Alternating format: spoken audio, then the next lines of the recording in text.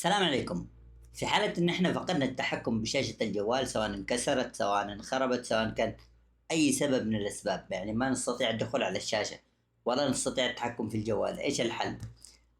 إحنا مثلا في بعض الأحيان ما نحتاج إن إحنا نخسر قيمة الشاشة، لأنه الجوال يكون قديم والشاشة يكون سعرها غالي، بس إن إحنا نحتاج الحاجات اللي موجودة في الجهاز لكي نقوم بإخراجها ونقلها لأي مكان ثاني، سواء كانت أسماء سواء كانت إيميلات سواء كانت صور سواء كانت فيديوهات.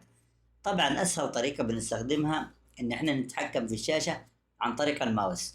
عن طريق الماوس ان احنا اول قبل كل حاجة ناخذ قطعة زي هذه قطعة الاو جي تي، تنشبك في محل الشاحن، ومن هذه الجهة نوصل لها ماوس.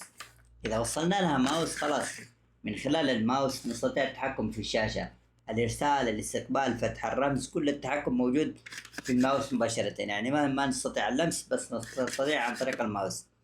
هذه هي الطريقة الأولى. طبعا الطريقة الثانية بتكون في إيش؟ الطريقة الثانية بتكون مثلا أنا عندي هذا الجهاز طبع هونر، وعندي تاب هنا هواوي. طبعا إذا كان عندي هواوي في هواوي ولا هواوي هونر، أهم حاجة إنه نحن نقوم بالاتصال زي كذا، نقوم بالاتصال بالشاشة زي كذا. إذا ذهبنا لنفس المكان هنا عندي مشاركة الشاشات، إذا عملت مشاركة الشاشات يتصل مباشرة مع الجوال هذا. من خلال ما بعد ما يتصل بالجوال، من هنا استطيع التحكم في الشاشة كامل. هنا كما تشاهدون هذه الشاشة، من هنا اتحكم فيها. من خلال التحكم من هنا استطيع نقل كل البيانات والاسماء والصور، كل حاجة. واستطيع استخدام الجهاز من غير ما اغير الشاشة، فقط اعمل له مشاركة الشاشة واتصل معه هنا. طبعا اذا ما نفعت الطريقة هذه، الطريقة الثانية اللي هي بالماوس، لانه الطريقة اللي هنا تحتاج لازم يكون عندنا واي فاي موحد في الجهازين الاثنين.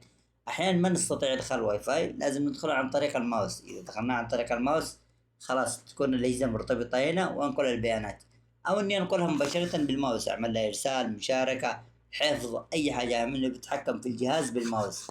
لانه احيانا تكون الشاشه خلاص انخربت ولا شيء، ومثلا يكون الجهاز احيانا قديم والشاشه اللي موجوده فيه تكلف اكثر من قيمه الجهاز، عشان كذا بضطر اني استخدم الماوس.